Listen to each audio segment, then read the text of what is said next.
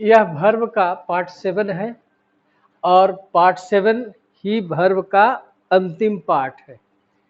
तो वर्ब को हम पार्ट 7 तक इसको हम बता रहे हैं। जब हम देखे थे ट्रांजिटिव वर्ब जिसका अपना ऑब्जेक्ट होता है, तो हम यहाँ पर ऑब्जेक्ट के बारे में पूर्णतः हम समझेंगे। ऑब्जेक्ट को ही लेकर के पार्ट 7 में आए हैं।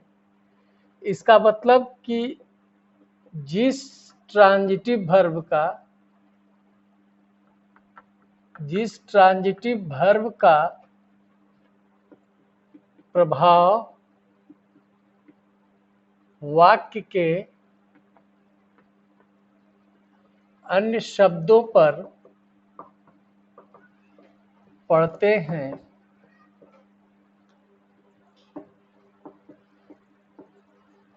उन्हें ऑब्जेक्ट कहा जाता है।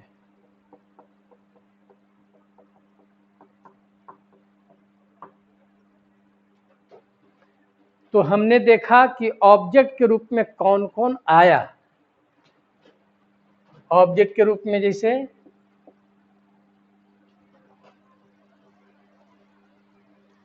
I do not know him, यहाँ पर प्रोनाउन जो है सो ऑब्जेक्ट के रूप में आया। She helps राम, राम जो है सो नाउन है, नाउन ऑब्जेक्ट के रूप में आया, नाउन ऑब्जेक्ट के रूप में आया।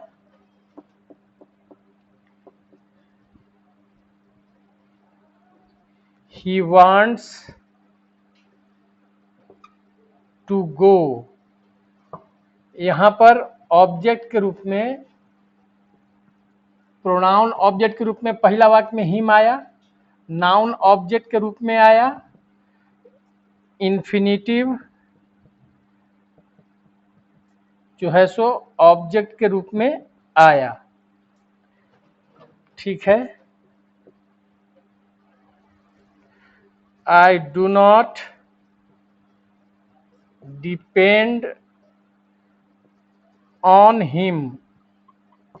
अब देखिए प्रीपोजिशन प्लस जो उसके साथ अन्य शब्द है, इसको कहा जाता है प्रीपोजिशनल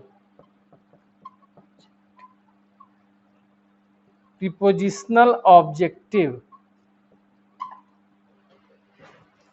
तो यहाँ पर ऑब्जेक्ट के रूप में कौन आया?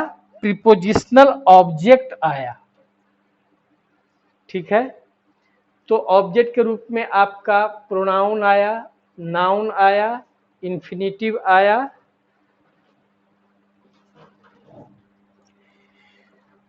और प्रीपोजिशनल ऑब्जेक्ट भी आया, प्रीपोजिशनल ऑब्जेक्ट भी आया। अब हम देखेंगे कि ऑब्जेक्ट कितने तरह के होते हैं। तो ऑब्जेक्ट कितने तरह के होते हैं, तो उसमें हमने आपको बताया था कि एक डायरेक्ट ऑब्जेक्ट और दूसरा इनडायरेक्ट ऑब्जेक्ट की चर्चा दो तो किए थे, उन सबको लेकर के आ रहे हैं। तो ऑब्जेक्ट में जैसे है ही टॉट मी इंग्लिश, तो ऑब्जेक्ट कैसे पता लगाते हैं? वर्ब से क्या लगा करके प्रश्न करते हैं या किसे लगाकर प्रश्न करते हैं, किसे पढ़ाते हैं, क्या पढ़ाते हैं, किसे पढ़ाते हैं, क्योंकि पढ़ाना वर्ब है। तो इसी वर्ब से हम क्या या किसे लगा करके वर्ब से प्रश्न करते हैं, तो जिस पर उत्तर गिरता है उसको हम ऑब्जेक्ट कहते हैं। मतलब इस वर्ब का प्रभाव जिस शब्द पर पड़ रहा है वह ऑब्जेक्ट है, और वह वर्ब कौन सा वर्ब हो जाता है? ट्रांजिटिव। तो इसमें एक मी ऑब्जेक्ट है और इंग्लिश ऑब्जेक्ट है। तो बताए कि जो व्यक्ति ऑब्जेक्ट के रूप में आएगा, जिसे क्या पढ़ाते हैं, तो इंग्लिश, किसे पढ़ाते हैं, मुझे, दोनों ऑब्जेक्ट हो गया।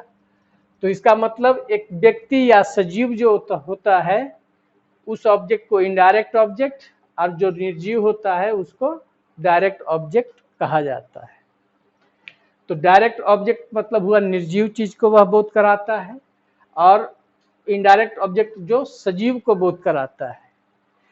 कभी कभी आपका निर्जीव भी जो है सो निर्जीव भी डायरेक्ट ऑब्जेक्ट होता है, जो वर्ब के साथ सिर्फ अकेले ही डायरेक्ट, जो अकेले ही आता है। जैसे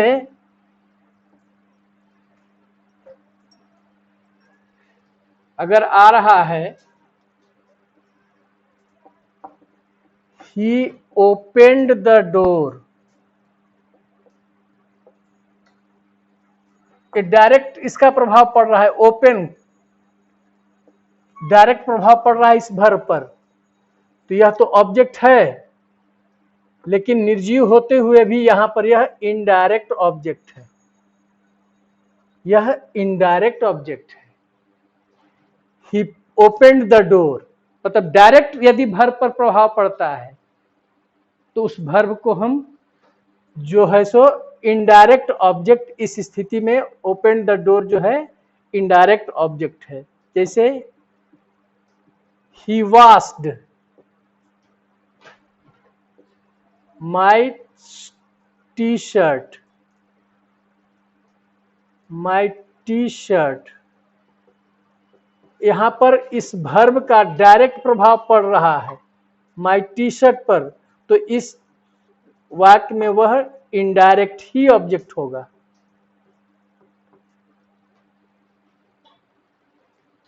यहां पर डायरेक्ट नहीं होगा बल्कि इनडायरेक्ट होगा। इसलिए हम कह सकते हैं कि वर्ब का डायरेक्ट जिस पर प्रभाव पड़े और वही ऑब्जेक्ट सिर्फ रहेगा, तो निर्जीव भी इनडायरेक्ट ऑब्जेक्ट होता है। जब वर्ब का डायरेक्ट प्रभाव जिस शब्द पर पड़े तो वह ऑब्जेक्ट जो होगा वह इनडायरेक्ट ऑब्जेक्ट होगा। तो इनडायरेक्ट ऑब्जेक्ट में आपके कुछ निर्जीव जो है चीज वो भी आते हैं। तो इसको ध्यान रखना है कि वर्ब का डायरेक्ट उसका उस पर प्रभाव पड़े, मतलब साफ किया तो साफ करने का संबंध माई टी शर्ट से है, ओपन किया तो इसका डायरेक्ट संबंध सिर्फ डोर से है। तो डायरेक्ट जो है उसका संबंध जब पड़ता है तो उस स्थिति में वह इनडायरेक्ट ऑब्जेक्ट हो जाएगा, निर्जीव होते हुए भी। ठीक है, अब देखिए he ran a race, he slept a troubled sleep। देखिए जब वर्ब के बाद वही वर्ब नाउन के रूप में आ रहा हो, तो रन से रेस नाउन हो गया, स्लीप स्लेप्ट से स्लीप नाउन के रूप में आ गया। तो इसका संबंध, जिस वर्ब का संबंध डायरेक्ट, जिस ऑब्जेक्ट का संबंध डायरेक्ट वर्ब से हो, मतलब वर्ब से ही वह नाउन बन करके आया हो, वर्ब से ही वह नाउन रूप में आया हो, तो उसको कॉग्नेट ऑब्जेक्ट कहा जाता है, उसको कॉग्नेट ऑब्जेक्ट कहा जाता है। जैसे ही laughed a shameless laugh, he laughed a shameless laugh, तो वहां पर लाफ जो अंतिम आया वो हो गया आपका नाउन, तो वह कॉग्नेट हो गया। He laughed verb, he laughed a shameless laugh, बेशर्मी वाला हंसी, तो वहां पर कॉग्नेट। तो कॉग्नेट ऑब्जेक्ट का संबंध डायरेक्ट वर्ब से है, मतलब उस वर्ब का नाउन फॉर्म में वह यूज होता है। अब यहाँ पर स्लेप वर्ब है, स्लीप बना, इससे नाउन बना। यहाँ रन वर्ब है तो इससे रेस बना, नाउन के रूप में आया। तो कॉग्नेट वर्ब, कॉग्नेट ऑब्जेक्ट का संबंध डायरेक्ट वर्ब से है, मतलब उस वर्ब से वह नाउन के रूप में वह जब प्रयुक्त होता है वर्ब के बाद, तो उसको हम कॉग्नेट ऑब्जेक्ट कहते हैं। अगला देखिए, my mother gave me a book. अब ये एक्टिव वॉइस में है, इसका पैसिव बनाए तो मी को पहले लाया गया, तो I was given a book by my mother. अब इसमें देखिए एक्टिव में भी ए बुक जो है सो ऑब्जेक्ट है, और पैसिव में भी देखिए ए बुक ऑब्जेक्ट के रूप में है। तो जिस ऑब्जेक्ट का प्रयोग एक्टिव में भी ऑब्जेक्ट के रूप में और पैसिव में भी ऑब्जेक्ट के रूप में होता हो, तो उसको कहा जाता है रिटेन्ड ऑब्जेक्ट, रिटेन्ड ऑब्जेक्ट का बिल्कुल संबंध जो है वो एक्टिव और पैसिव में उसी ऑब्जेक्ट से है जो एक्टिव में भी ऑब्जेक्ट के रूप में है और पैसिव में भी ऑब्जेक्ट के रूप में है। तो जो दोनों एक्टिव और पैसिव दोनों फॉर्म में ऑब्जेक्ट के ही रूप में होता है उसको हम रिटेन्ड ऑब्जेक्ट कहते हैं। ठीक है, अगला देखिए, ही टीचेज इंग्लिश हिमसेल्फ। इसमें हिमसेल्फ क्या है? पढ़ा है प्रोनाउन में, मतलब सिंगुलर प्रोनाउन में सेल्फ और प्लूरल प्रोनाउन में सेल्फ्स लगा करके रिफ्लेक्सिव प्रोनाउन बनाया जाता है। उस का प्रयोग जब मेन वर्ब के बाद के रूप में आता है तो उसको हम रिफ्लेक्सिव ऑब्जेक्ट भी कहते हैं। मतलब जब रिफ्लेक्सिव प्रोनाउन का प्रयोग ऑब्जेक्ट के रूप में हो तो उसको हम रिफ्लेक्सिव ऑब्जेक्ट कहते हैं। ठीक है, तो रिफ्लेक्सिव ऑब्जेक्ट कैसे बनता है? जो सिंगुलर प्रोनाउन रहेगा उसमें सेल्फ लग कर करके और प्लूरल प्रोनाउन रहेगा उसमें सेल्फ्स लगा करके उसको हम रिफ्लेक्सिव प्रोनाउन बनाते हैं। तो आप तो देखें कि यहाँ पर ही था तो हिमसेल्फ हो गया। अब जिसे कहेंगे कि वी डू आवर वर्क, तो वी जो है सो प्लूरल है, तो वी डू आवर वर्क, तो इसमें आवर सेल्फ्स हो जाएगा क्योंकि वी प्लूरल है। तो यहाँ आवर सेल्फ्स जो हो गया, ई जो हो गया सो रिफ्लेक्सिव ऑब्जेक्ट हो गया। तो रिफ्लेक्सिव प्रोनाउन का जब प्रयोग मेन वर्ब के बाद होता हो या मेन वर्ब प्लस ऑब्जेक्ट के बाद होता हो तो उस प्रयोग को हम रिफ्लेक्सिव ऑब्जेक्ट कहते हैं। तो हमने कितने तरह का ऑब्जेक्ट देखे? हमने देखा, पहला देखा direct object, indirect object. Direct 1, indirect 2, cognate 3, retained 4 और रिफ्लेक्सिव 5 तरह के हमने ऑब्जेक्ट देखा।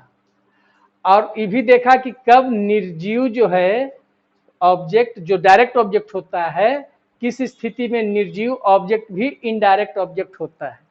ऐसे इनडायरेक्ट ऑब्जेक्ट मोस्टली जो है सो व्यक्ति या सजीव होता है, लेकिन किस प्रयोग में वह इनडायरेक्ट हो जाता है? जब वर्ब का डायरेक्ट उस पर प्रभाव पड़ता है तो वह इनडायरेक्ट ऑब्जेक्ट हो जाता है। तो यहाँ पर कहेंगे कि ओपेंड ट्रांजिटिव वर्ब है और द डोर इनडायरेक्ट ऑब्जेक्ट है। वाश डायरेक्ट प्रभाव पड़ रहा है, धोना, क्या धोना? T shirt.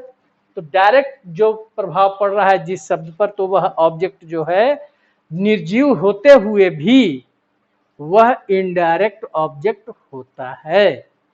इस तरह से आपका जो वर्ब चैप्टर है इसको हमने समाप्त किया।